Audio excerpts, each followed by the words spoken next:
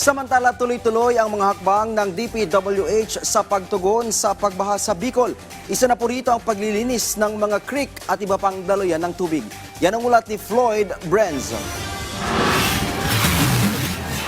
Mas pinaigting ng Department of Public Works and Highways Bicol ang paglilinis ng mga bara sa Sagop Creek sa Naga City bilang bahagi ng Oplan kontra Baha.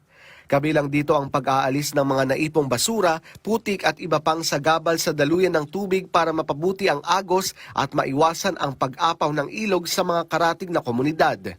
Bahagi ito ng mas malawak na programa ng pamahalaan na layong maprotektahan ang mga residente lalo na sa mga mababang lugar at mapalakas ang mga infrastructure project na tutugon sa suliranin ng pagbaha sa iba't ibang bahagi ng bansa.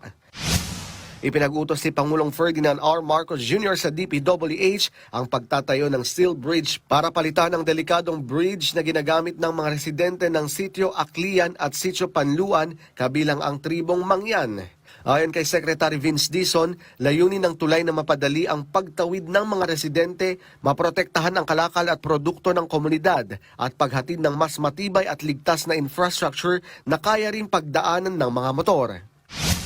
Samantala, cleared at both lanes passable na sa traffic ang San Juanico Bridge matapos matanggal ang six-wheeler truck na naharang kagabi dahil sa pagtagilid nito.